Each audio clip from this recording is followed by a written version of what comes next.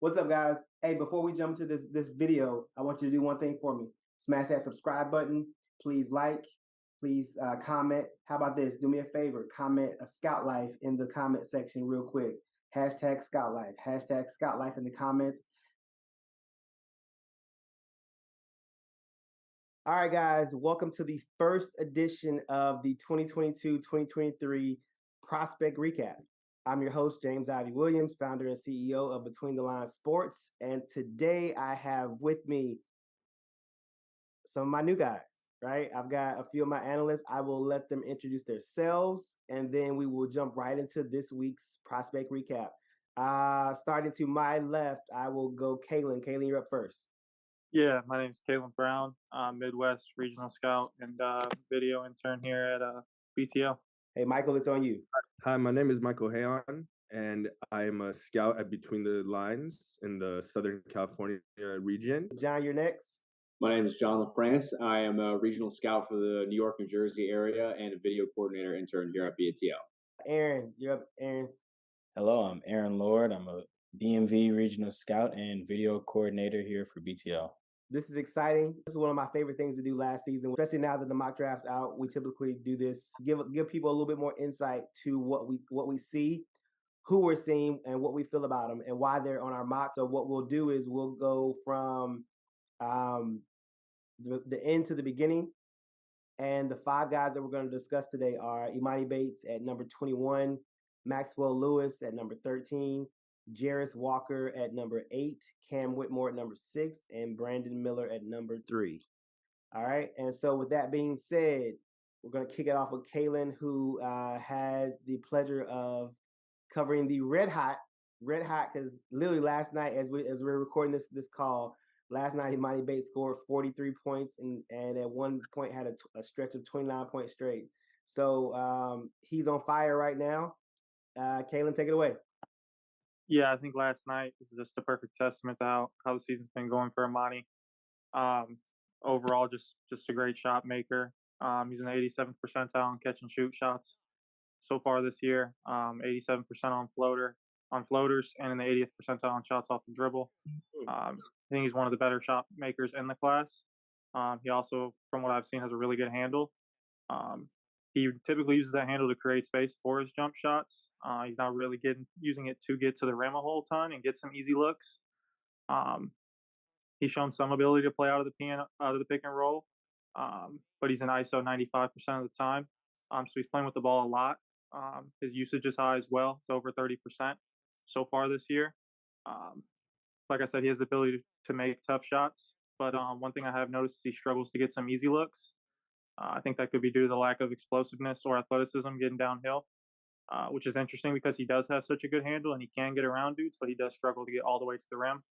I did notice he only gets to the rim he only finishes around 49% of the time on his looks when he does get to the rim. So this is percentage, which is below average. But overall, there's a lot to like. It will be interesting though once he gets to the league because he probably won't be on the ball as much. Just because he hasn't really shown a great ability to play make as well. His assist percentage is only 5% of the time, with his usage being over 30%, which is not something you typically find out of a player in the NBA, a star player guy. So he's probably going to be more of a floor spacer. Mm-hmm. And with that being said, on defense, it's kind of been a different story from what I've seen. Mm-hmm. He mostly is off the ball a lot, but he's not very active. His steal and block percentages are both below 2%. This year. Guys that he's guarding are, when he's guarding guys, 36% of the time they are unguarded, which is a high percentage. And a lot of it comes from, I think, just not communicating on defense, and which is a result of him like missing rotations. Sometimes 69% of the shots when players scoring him are jump shots, so he's leaving a lot of guys open on catch and shoot shots, which probably is a result. Is a result of him not communicating. Okay. Would you equate that to him or the coaching that he's receiving at Eastern Michigan? I know Stan Heat's a good coach, but would you say there's some portion of his lack of instinct or lack of defensive awareness to how he's being coached, or is it more so just would you equate it about to Emoni more so not being engaged on the defensive end? What do you think? I think it could be a mix. I see him ball watching Mm-hmm. a lot on defense, just because he is off the ball a lot. That's definitely gonna have to be an emphasis. Like coaches definitely have to get on him for that on the next level, and I think that's what he's gonna need to do to see the floor more, Right. just so he could be in that floor spacer and 3-and-D mold. Um, but yeah, he's definitely he's gonna have to improve on the defensive end. He's gonna have to be more active on the defensive end and more attentive overall, just because he is off the ball so much. And then I have noticed when he is on the ball, he likes to crowd um, handlers at first, but then he backs up about a foot or two to try and contest. Um, but like the lack of explosiveness and athleticism is kind of apparent on closeouts and contests. I think that's why he crowds and then backs up. But I think that's the reason why a lot of dudes are shooting open jump shots on him and a lot of time making them. Yeah, I think there's a little bit of the show me defense. You want to look good initially, so you want to look like you're really engaged, really into it, and then you back off because you don't want to get blown by. And Exactly. so it gives the film like, oh, I was really into him. I was guarding him, coach, and then just give it enough. Hopefully, the guy gives the ball up is what he's hoping for too. Um, tell me this. I've seen Emoni a lot, so I've seen Emoni since 10th grade, 9th grade. Yep. So he's never played defense, right? In my opinion, Mhm. he's never really attempted to play defense outside of maybe a chase down block or, every now and then he'll get up and get something. I think last year doing Memphis's pro day, we found out that he had a negative wingspan too, which is not normal. Like Yep. in the last 25 years, I think there's only been 2 guys that have been drafted with negative wingspans in the NBA. Now I know one of them was JJ Redick. I can't think who the other guy was. Tyler Hero, I think, is the other one. Yeah, Tyler Hero. So like, it's not normal for an NBA player to be a negative wingspan, and then for him to be so tall too. I mean, and JJ and Tyler aren't necessarily like uber tall guys, but for a guy to be 6'9", 6'10", whatever he is, that's kind of concerning when you think about it. To just be honest, I don't think that it necessarily would hurt him overall because he can make shots. I think the ability to make shots is what's going to keep him on the floor, but to get on the floor rather, but to stay on the floor, he's going to have to kind of adapt to learning how to play some defense because I think more so he's going to have to become a 3-and-D guy because he's not going to be a primary ball handler because he does not create for teammates very well. It's interesting. I mean, I think for me, like this is the 3rd time he's had one of these kind of games too. I mean, the stretch of 29 is just ridiculous. But the game against South Carolina was very similar where he made shots. He was efficient. I mean, from 3 and from the field overall. And then the game against Michigan, he was also like that as well. So he's done this 3 different times this year alone where he's just kind of put up crazy numbers, made shots, made tough shots, and it's really like nothing you can do. And for me, the game I saw. Say it again. He can definitely put him up in a hurry. He's been like that his whole life. I think there's definitely going to be a role switch in the NBA just because he doesn't have much of playmaking chops. Yeah. So I think he's definitely going to shift his focus towards the defensive end. But I don't know if hopefully the habits he's created because of the role he's played in, like having the ball so much on offense, could deter from what he is doing on defense and maybe why he's not as attentive on the other end. But like maybe when he gets into that role switch in the league, not being on the ball as much, maybe his defense could improve. But he isn't the most athletic guy in the league, and he does have a negative wingspan. So I'm not totally optimistic. All right, moving on. Hey, Michael, it's on you. The prospect that I'm scouting is Maxwell Lewis from the Pepperdine Waves. Maxwell Lewis is a 6'7" sophomore from Pepperdine University. He has great size for a wing at the NBA level. He's offensively gifted and shows a lot of promise on the defensive end. This year, Max has been carrying a lot of the load offensively, so we don't get to see consistently his talent on defense, but we do see flashes of it. He's good at coming off double pin downs and creating his own shots as well as getting to his spots. He's been averaging about 19, 6, and 3 on the season, shooting 51, 41, and 82% splits, which is very efficient, especially at the volume that he shoots. He can post up little guys, and he can hit fadeaways in the post. He shows a lot of comfort in the post and getting to spots and hitting mid-range shots as well as three-point shots. Offensively, Maxwell is everything that the position entails. Tell me this. You've said this a couple times already. You said that he gets his spots. What are his spots? Like what spots are what are his like what are his most efficient or effective spots on the court? So Maxwell's favorite spots on the floor are operating within the mid-range. Mm-hmm. And then as well, he loves to shoot the three from the left wing, Okay. As opposed to the right. He does have an issue driving left. He's not as comfortable driving left as he is right. And that's why I think he sometimes settles for that left wing pull up, but he does hit it effectively. Okay.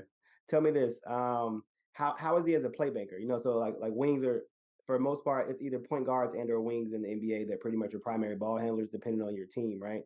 Right. So how is Maxwell as a playmaker for his team? I know he's the NBA prospect. I know they have got a younger guy probably as well there, but like how is he as far as getting his teammates involved in the offensive actions?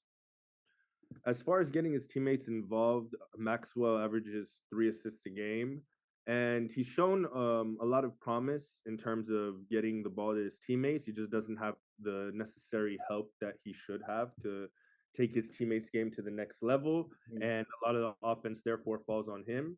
But he has shown a lot of promise passing. It is one aspect of his game that he really can improve on. And I do see him improving on that at the next level. Okay. But he does have a tendency to become turnover prone, and sometimes he makes the wrong reads in terms of throwing the ball out, throwing the ball inside. And that could be attributed to him not having the proper help that he has. But, you know, to average 3 assists at that, you know, position is not bad. I do expect it to get better at the next level once he has better guys around him. Okay.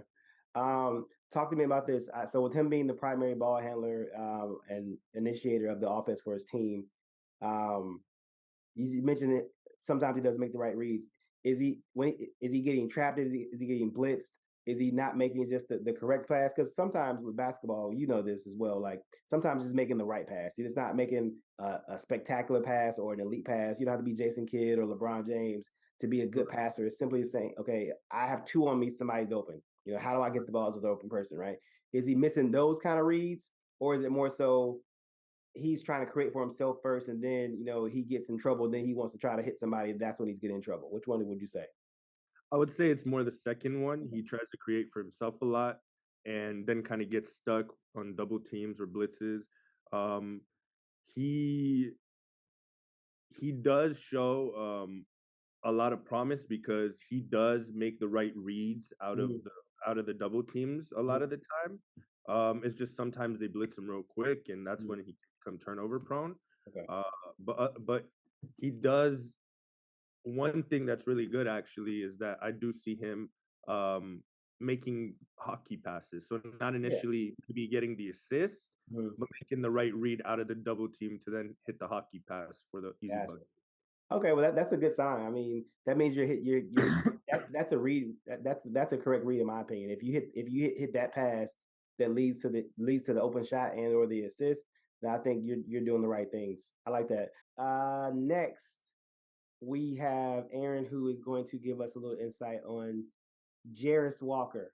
I think that's how we say his name, Jarace Walker. So Jarace Walker, the first thing when you look at him is the size.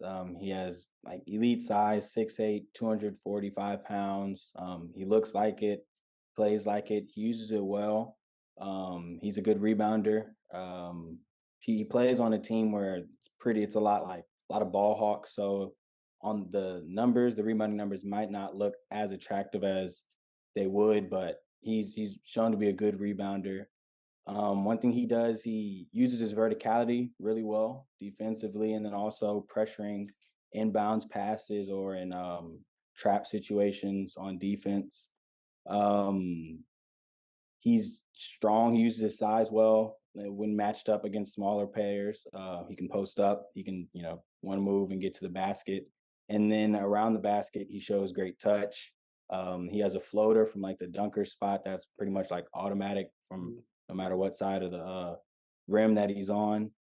And he's shown to be a pretty reliable catch and shoot 3-point shooter this year, which has been pretty big for him to keep defenses honest with all the dribble penetration that Houston gets. So I think that's definitely one of his strengths going, looking forward. If he can really become a knockdown shooter, then that'll open up a lot of things for him. Defensively, he can guard pretty much all 3 through 5. He may struggle with some elite height on and with some centers, but with wings, he has only trouble with the very quickest wings. He can be a little bit slow moving laterally and get caught and beat to the rim sometimes. But other than that, though, he's pretty sound defensively. He can guard some guards. Like I said, he just struggles a little bit with quickness, so he's not the best matchup in some cases on the perimeter. And one thing I think that he's done a really good job at this year is playing within his role. He's on there's a hierarchy on the team that he's come and he's fit well into. Even though he's 5-star, top 10 player in the nation, and there's nobody else that caliber on the team. He just came in and he's really played in his role well. And I think that's something definitely that NBA teams take a look at. Just because it's not like he needs the ball in his hands or he needs a certain amount of attention. He's low maintenance. He comes in, he does the things that the team needs. Okay. And you saw him in person too, right? You saw him back in December, right? November, December. Yeah, it was November. It was a Veterans Classic at in Annapolis, actually. Okay. So tell me this. Joseph's. Tell me this. When you first saw him, what was the first thing you thought?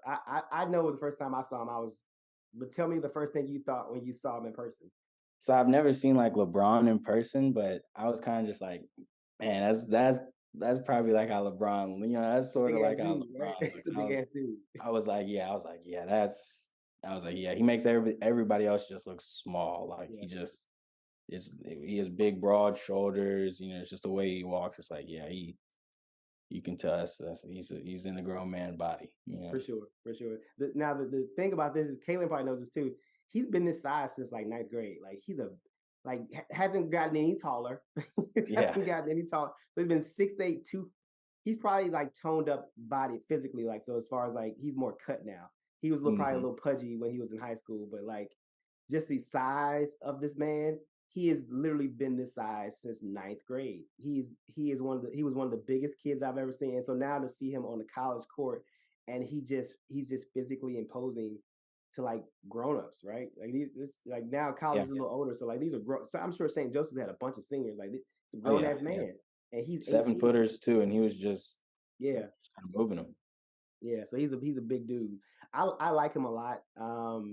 He's been one of my favorites. I've kind of worried about his lack of physicality sometimes because I think he's so skilled that he doesn't want to rely on his physical presence, and he wants to show that he has skill. And he was a really good passer in high school. I know he doesn't do it a lot much now because they have older ball handlers, so he doesn't necessarily create for people, but he has that ability to do that. But even the touch, like I watching some games, he gets that floater off a lot. I'm like, bro, like put your shoulders in somebody's chest and go dunk it on somebody. Like just like let them feel you. But I think he really wants to show that he has skill, which is great. But the downside is sometimes what's all that muscle for then? Like it's just for show. Like you got to go, let somebody feel you a little bit. And so I feel like the thing is he's going to have to realize that he's bigger and stronger than everybody and let that be known on top of all the other stuff that he does. I think the skill's great, but I think when you have that kind of physical presence, you have to let that be known as well. And I feel like that's something that he may struggle with, or he's going to realize soon, one or the other, right? He's going to either struggle with it and not and struggle to make it happen, or he's going to realize, oh, these motherfuckers can't do shit with me, right? And start pushing people around a little bit, and then you add that touch and that skill. And because I think he's a guy that I think when he gets to the NBA, he's going to be better because there's so much more spacing, and they will allow him to handle the ball, and there won't be this hierarchy where like, oh, you can't dribble it if give it to Sassers or give it to somebody else. They'll let him bring the ball to the court, and then they'll see this secondary skill set that he has, which is to create for people and pass for people, on top of now the solid catch and shoot from 3, the touch around the rim, all that other stuff. I mean, I think I think he's a guy that gets better as he goes to the next level because I think handcuffs are taken off of him a little bit more. Yeah, he definitely has those flashes of playmaking. Like when he gets the chance, like out of short roll, sometimes he like today in the game today, I was just watching it earlier against UCF Central Florida. Yeah. He made a cross court skip pass, open shooter in the corner, and it was like I didn't expect him to see that, and be able to make that. But hey, he definitely has flashes of it here and there when he's given a chance to. Yeah, for sure. All right, next up we have Cam Whitmore. John, that's on you. Go ahead, take it away. Yeah, so I got to see Cam in person in December at the Never Forget Tribute Classic in New Jersey. Villanova was playing Boston College, and I think honestly one of the first things I noticed was just his size. Like he's big. They say he goes about 6'7", around 235. And it's really clear. I think that he is definitely that size.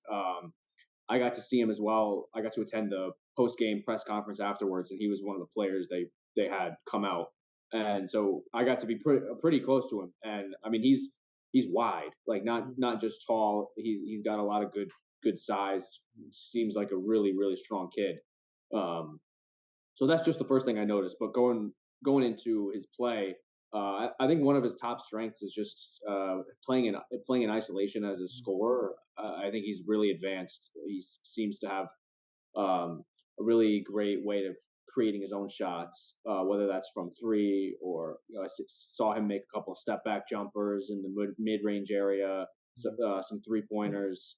But also drive into the basket, sort of those straight line drives. He's also really athletic. I mean, he came off the bench that game because he had been hurt for the first few games of the season. Right. And as soon as he checked in the game, the first play on offense, he got blitzed off a screen, split the double, and went for took off from pretty far out, went for a big dunk, and he got fouled, didn't make the dunk, but just to show that flash of fresh off the bench right away, right into the game. He was ready to dunk it on somebody. I love that. So yeah, his offensive skill set I think is really advanced, and he's got a lot of tools. Defensively too, he shows some nice activity in that game. And if you just look at his past couple games, I think he's got 10 steals in his last 3 games. So he, especially in the game I watched, he's really into the passing lanes a lot. He intercepted a couple outlet passes. And he's pretty well on ball in isolation. So I think his defense is there too. A lot of that is because of his athleticism, but also just his activity and his commitment to that end of the court. Yeah. I think maybe the one thing that I've noticed recently is just his passing. I think his playmaking needs to take another step. He doesn't really look to pass it that much. He really wants to find his offense and find his shot, which is okay. But there are some times where there's some simple reads I think that he should work a little bit harder to make. Yeah, he's again. It's going to be a common theme that another guy I've seen since high school that you watch the evolution of him, and again, guys kind of always been physically gifted just with his size, his athleticism. I've been really impressed with his ability to kind of shoot the ball off the dribble from 3. It was something that he really didn't do a lot of in high school, and so to watch him now step back 3-pointer, sidestep 3-pointer, pump fake, one dribble, like just he's got a little bit more into his bag. And I mean, obviously I think some of us saw it in USA basketball this past summer with the U19 team. He was probably the best player on the team. But with those in those settings, you don't get to see a player's full arsenal because there's so many other really gifted players around him. But to stand out as probably the best overall player on that team was really impressive.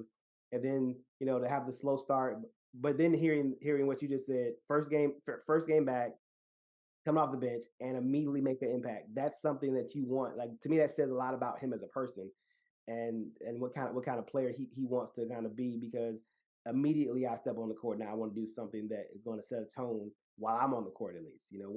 No matter what else happened, when I get on the court, I'm setting a tone that there's nothing you can do with me, and I'm going to show it right now. And so that's kind of like the cool thing about him. So what do you think some of his, not necessarily issues, but what are some areas for improvement for Cam? What do you think are some areas that he needs to work on? Yeah, so like I mentioned, I think the top thing is just playmaking, just passing the ball, just making the right reads, and honestly, just looking for it. Right. I think it's going to be a big thing for him is just knowing that he can trust his teammates and dump it off. Turnovers, I think, is another thing too.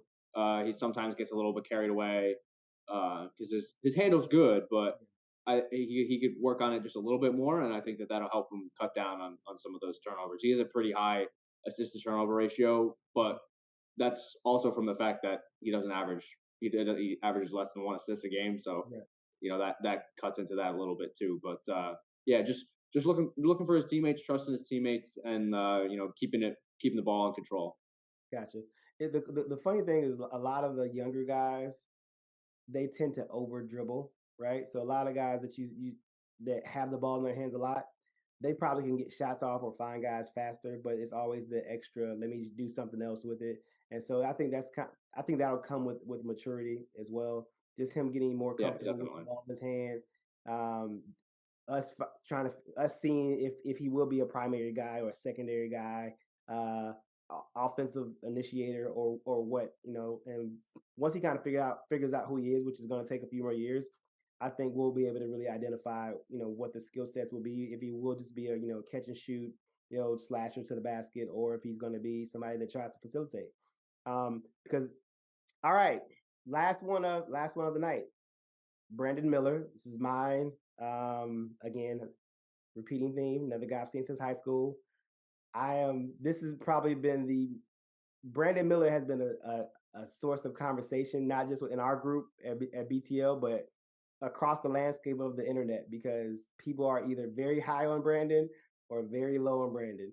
And the interesting thing is people don't believe in his shooting percentages. I think he's shooting 46% from the field and pretty much 46% from three, which is kind of odd when you think about it, right? Like who's pretty much right in line, both from the three and from the field, because typically your 3-point percentages drop your overall shooting percentages because they're lower. But for them to be pretty much spot on, it kind of tells you that there's some things that Brandon probably needs to work on overall. But 46% from the field isn't bad at all. I mean, a guy that's a volume shooter shooting 46% from the field, that's not bad. And then he's also a 46% shooter from three, and he's volume from there as well. So it's something that I think is just divisive, and it's just something. But it's good content, right? So I'll give you some quick stats on Brandon. 6'9", 200 pounds, small forward, averaging right under 20 points a game at 19.8, 8.3 rebounds, 46.1% from the field, 45.7% from three, and 82.8% from the free throw line. Right. So Brandon's operating as not necessarily the primary ball handler, but the primary scoring option for Alabama. Right.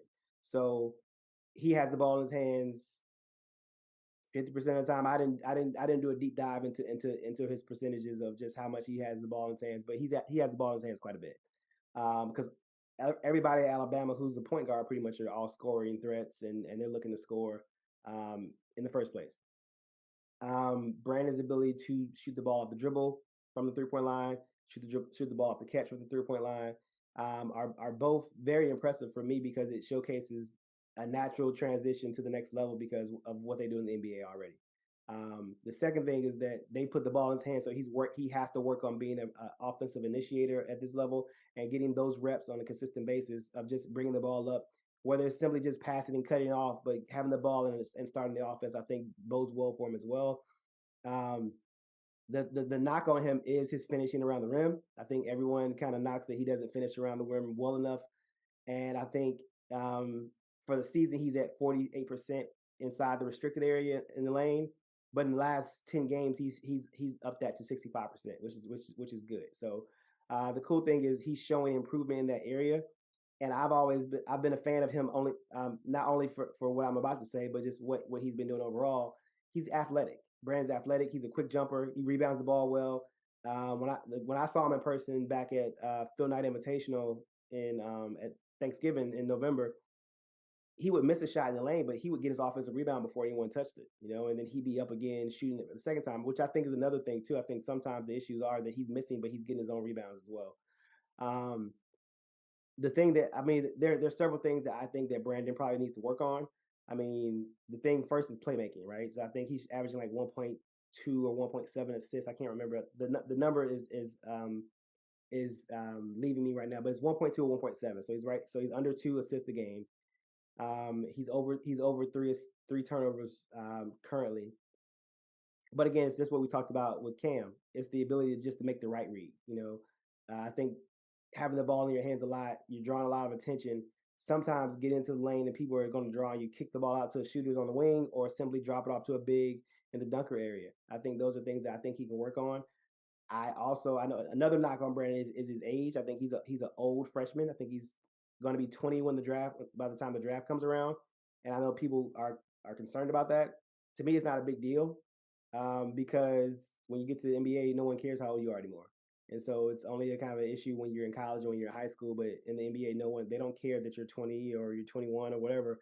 They want the best players in the league, and I think he's going to be one of those guys that has the ability to put the ball in his hands and let him create. There's a there are comps that people like to use. I keep hearing Paul George is a good comp. For me, the comp is Jason Tatum. Truthfully, I like Jason Tatum, and I'll tell you why. I know Caleb's made a face. The reason why I'll tell you why, and this is because I know him better than some people. And Brandon's ability to play in the mid post in the mid range was elite to me, and I think it still is. I think the way Alabama plays, that's not a skill set that they necessarily need. They want dunks and threes like the NBA, but we also know in the NBA the best players shoot middies. Kawhi shoots middies, KD shoots middies, Paul shoots middies, DeMar DeRozan shoots middies, Steph shoots middies. Like they all get in the mid range because when your best player gets overshot, you want them to take it wherever it is. Role players shoot threes and layups. That's the truth. Role players shoot threes and layups. If you're going to be a stud, a primary ball handler, a primary scoring option, you have the option and the ability to shoot mid-range jumpers. And I think his ability to create those shot opportunities for himself, footwork, pump fakes, jab steps, getting guys off balance, I think that kind of just sets him apart and takes him to another level in the NBA. Again, as we talked about with a lot of these guys, their respective college teams, they're being restricted because the college teams want to play a certain way, and you have to fit into that style. And I think all these guys, when they get to the next level, it just kind of expands their games a little bit more because there's a lot more freedom. And then lastly, he's fucking athletic, like 1 percentile athletic. I think he's one of those guys. Again, and I'll say this. He's not Thompson twins athletic. They're the 1% of the 1% is what I would say about those two guys. Scoop's a 1% of a 1%er. But he's in that general top 1% of athletes. And so I think all those things, shooting off the dribble, shooting off the catch, mid-range, athleticism, length, all those things just says he's for me he's an easy pick at number 3 in my opinion. And so I will let you guys interject because I talked a lot right here. Anybody have anything to say? And again, it doesn't have to be positive. You can say whatever you want to say. So I'll just say the first game I watched for him was that game against UConn at Phil Knight, and I haven't said it yet, but I did think of Jason Tatum too right away. So I just wanted to say I totally agree with that comp for sure. Kayla, what you got? You shake your head. What you got? And I watched a lot of Brandon Gaines. I watched him in high school too. I do like your point about how he is really elite out of the mid post. It was one thing he definitely showcased for Brad Billy Elite at Peach. That was more of his bread and butter in high school. It's just tough for me to see him right now necessarily as a primary, just because the playmaking chops aren't there.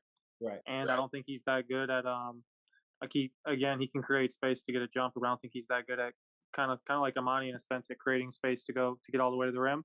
I think he struggles to get easy looks, although I think his finishing numbers are up because he has shown some patience out of the pick and roll recently in the past couple games from what I have watched, able to use pauses and hesitations and kind of free up some space and get some tough looks. But it's weird. It's interesting because he is so good out of the mid post, but I keep seeing him there's times where he could get mid range jumpers, but he's shooting tough contested floaters. Yeah. Trying to throw them up, and it's hard for me to watch sometimes. But the jump shooting is really good, and he does rebound really well for his size. Yeah. And I mean, Alabama's analytics U right now, so obviously it's all threes and layups, and they've got a bunch of guards that can get to it. So it makes sense why he's not in the mid range a lot. But I don't know about the Tatum gas, but I do definitely think he's top 5. Yeah, for sure, for sure. Again, I think it's one of those things. I think the only reason why I say Tatum is because it's kind of Tatum was the same way in high school, at least with the mid range stuff. Like he was super efficient at the elbow, the short corner area, just creating opportunities in tight spaces and for me it was an elite skill set for such a young player. And then again, I'm about to show my age. Tatum then reminded me of Carmelo for the same reason. Because again, I know that you guys definitely don't remember Carmelo in college, but Carmelo in college was the exact same way, like super efficient, mid post, jab, pump fake, get you off balance, and like easy, efficient stuff. And 15 to 18 feet. So it's I one of have those seen things. him struggle against good defenders though, like Leaky Black, now against Jacob Toppin in the Yeah. in the UK game, like dudes that are his size and as athletic as him, which like there's obviously a lot more of those in the NBA than college. It's tough for Brandon to get a good look, but obviously there's gonna be more space in the league as well than in college. So, but he is playing in a spaced offense at Alabama Yeah. too. So like, I don't know. It's interesting when I have seen him struggle against guys his size and as athletic as him. For sure, for sure. I think it's one of those things that I feel like when you have that target and people know it's you. I think in college, specifically in college, it's easier to take a guy away in college than anything else. High school is hard because you're just so much better than everyone else. There's really nothing you can do.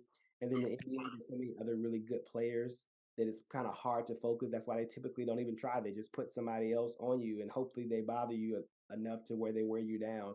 But I feel like in college, with the spacing and how people can play with zones and different matchups and different schemes, it's the only area I feel like in basketball where like we can take you away and bother you to the point where you're not as efficient and effective as a player could be. And again, that's probably because I like him a lot. So this sounds like an excuse, right? But the other side is just knowing and watching it a lot. It's not uncommon, and it doesn't bother me or scare me as much as it may bother some other people. That's probably my only pushback. I've seen it.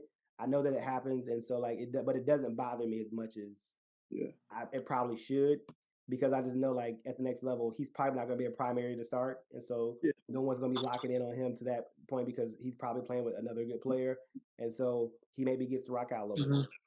Yeah, that is one thing too. Is I definitely think he has one of the higher floors in the draft.